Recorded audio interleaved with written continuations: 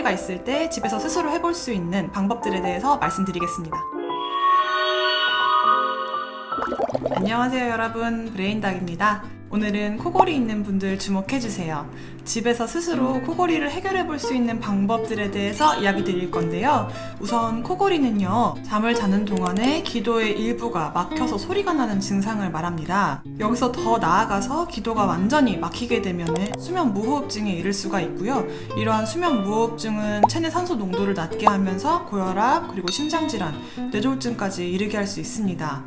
내가 가지고 있는 게 단순 코골이인지 아니면 수면 무호흡증인지를 명확하게 감별하기 위해서는 수면 다원 검사가 반드시 필요한데요. 오늘은 코골이가 있을 때 스스로 해볼 수 있는 방법들에 대해서 말씀드려 보겠습니다. 첫 번째는 체중 감량입니다.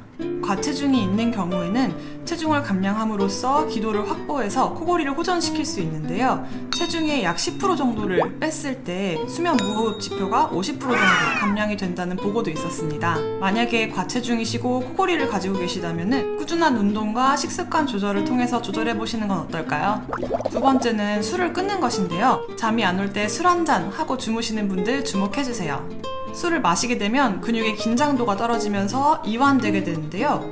이러한 경우에 기도를 구성하는 근육들도 함께 이완되면서 처지게 돼서 기도가 점점 더 좁아지게 됩니다. 그래서 코골이를 악화시키게 되죠. 이뿐만 아니라 깊은 잠으로 가는 걸 방해하기 때문에 좋은 잠을 위해서라면 금주는 기본이 되겠습니다. 세 번째는 수면제를 중단하는 것입니다. 일부 수면제는 호흡 중추를 억제시키고 근육을 이완시킴으로써 코골이를 악화시킬 수 있는데요. 그렇기 때문에 무분별한 수면제 사용보다는 수면 전문의와 상담 후 꼭 필요한 경우에만 사용하는 게 좋겠습니다. 사실 수면제 외에도 두통이나 통증 조절 또는 불안증 조절 약들 중에서 호흡 중추와 연관된 약들이 있을 수 있기 때문에 포괄적인 점검이 필요합니다.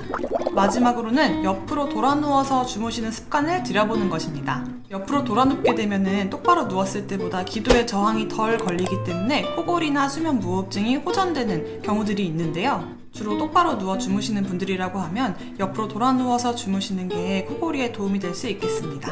자, 오늘은 집에서 간단히 해볼 수 있는 셀프 코골이 치료에 대해서 이야기 나누어 봤는데요. 사실은 단순 코골이가 아니라 수면 무호흡증이 동반되어 있는 경우에는 수면 무호흡 정도에 따라서 구강내 장치라든지 양압기가 반드시 필요한 경우도 있습니다. 그렇기 때문에 수면 다원 검사를 통해서 정확한 나의 상태를 먼저 평가하는 것이 중요하겠습니다.